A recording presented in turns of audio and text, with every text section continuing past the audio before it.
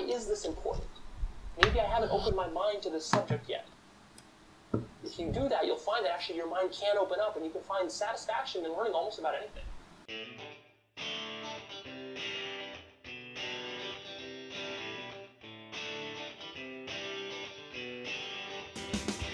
Dans ce bilan de la semaine numéro 28, j'ai plusieurs choses à vous dire.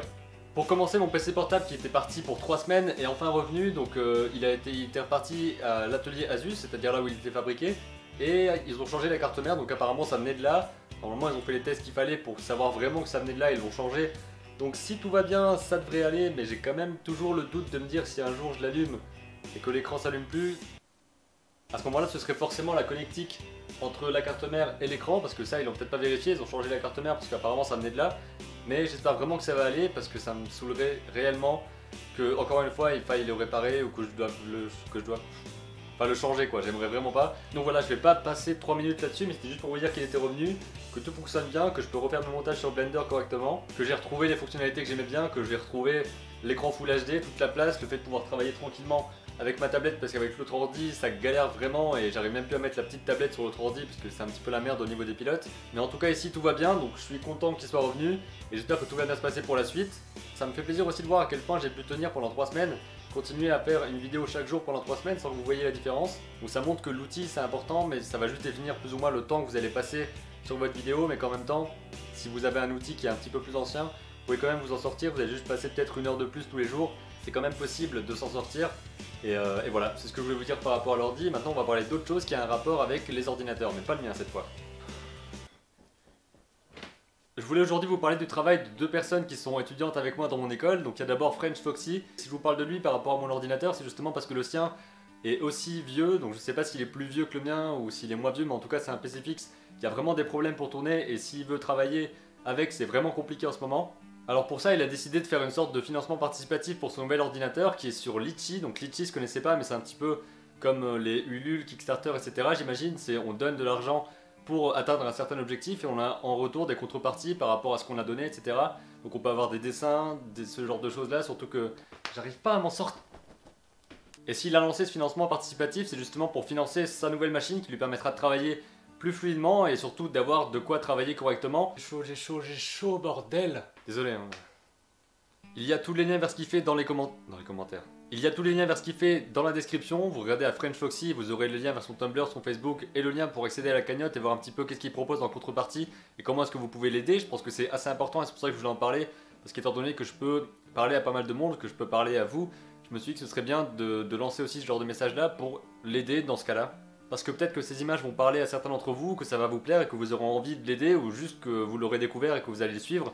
Donc voilà, il y a tout le lien là. J'arrive pas à parler aujourd'hui. Je sais pas si je vais refaire la vidéo après ou pas et je sais pas pourquoi je reste comme ça d'ailleurs. On va parler maintenant d'une autre étudiante en art qui est dans la même école que moi et c'est Maybe.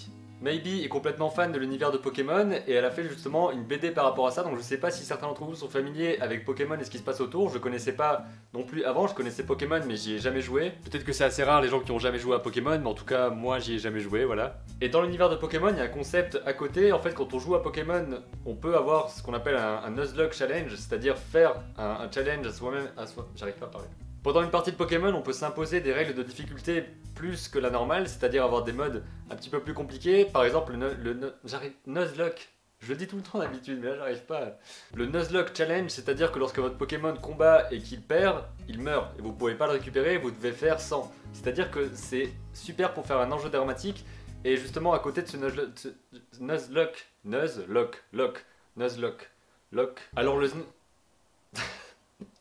Alors le Nuzlocke c'est le moyen idéal de faire une bande dessinée autour, c'est pour ça qu'il y a pas mal de gens dans la communauté anglophone et aussi francophone qui ont lancé des bandes dessinées comme ça, c'est-à-dire qu'ils jouent, qu'ils font leur Nuzlocke Challenge et qu'ils font une bande dessinée à partir de ça, donc en reprenant leur personnage, en reprenant les Pokémon qu'ils utilisent, en créant une histoire à partir de là et en faisant une bande dessinée qu'ils publient régulièrement. Et par rapport à Maybe, elle le publie sur son DeviantArt, il y aura le lien dans la description, et aussi sur le forum Nuzlocke France. Donc je sais pas si le forum est très connu, je crois que c'est la référence en termes de Nuzlocke français par rapport au forum et à tout ce qui s'y rapporte. Déjà c'est un univers dont je suis pas familier, donc pour moi découvrir l'univers de Pokémon à travers ça c'est un petit peu découvrir un truc que j'ai jamais vraiment connu. J'aime beaucoup parce qu'il y a une régularité dans ce qu'elle fait en fait, et ce qui va faire qu'elle va publier vraiment beaucoup.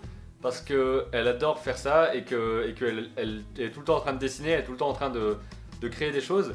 Et justement, dans cette régularité-là, je pense que ça peut faire une différence sur le forum parce que je sais pas si les autres sont vraiment très actifs. Et avoir quelqu'un comme ça qui réussit à être très actif parce qu'elle est passionnée et qu'elle aime beaucoup faire ça et que c'est vraiment limite son activité principale, à ce moment-là, ça va être beaucoup plus intéressant et beaucoup plus régulier. C'est un petit peu le même genre de défi que moi parce que parfois elle fait ce qu'elle appelle une semaine infernale, c'est-à-dire qu'elle va poster une planche, une page de son histoire tous les jours sur le forum. Donc des défis comme ça qui permettent aussi de créer peut-être une sorte d'émulation autour de ça. Et j'avais envie d'en parler pour faire connaître un petit peu, peut-être que certains d'entre vous vont s'intéresser, pareil que pour French Foxy, vont s'intéresser à ce qu'elle fait.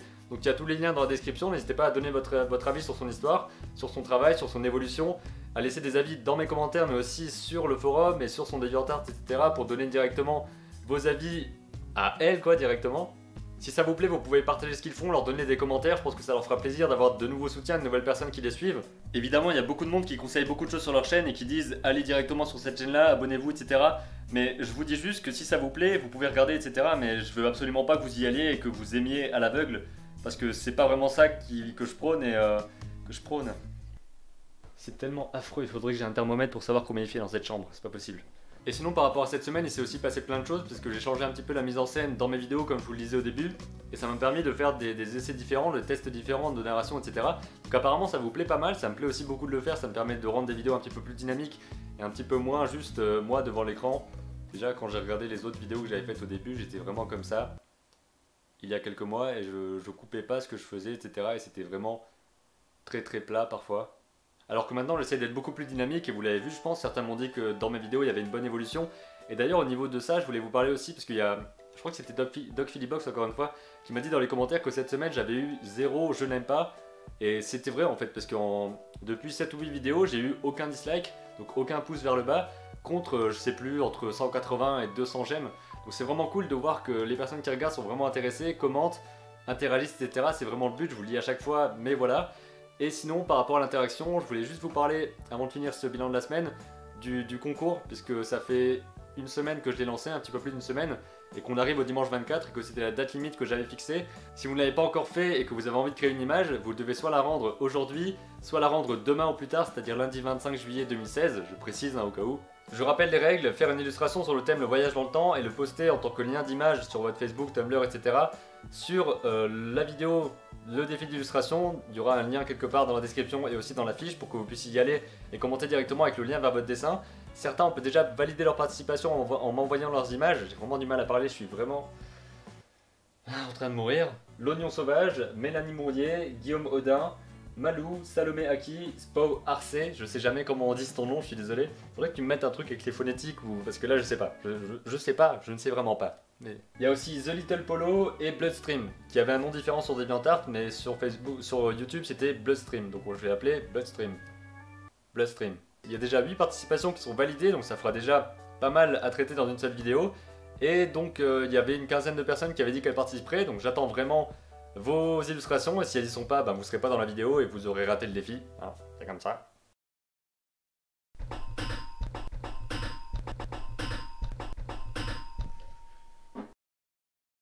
Alors si vous avez vraiment envie de participer, mettez-vous-y maintenant et envoyez aujourd'hui ou demain votre participation pour être dans la vidéo qui sera sortie je pense mercredi ou jeudi, je verrai bien à quel moment je la fais.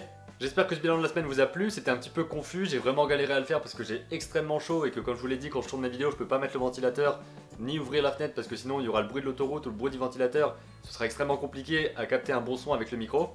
J'espère que ça vous a plu, laissez dans les commentaires vos avis sur le travail de French Foxy et sur le travail de Maybe, aussi vos avis par rapport à tout ce que j'ai dit dans la vidéo. Voilà, je vous dis à demain à 7h pour la prochaine vidéo, je suis vraiment content de vos retours et on est déjà plus de 40 personnes en plus par rapport à la semaine dernière.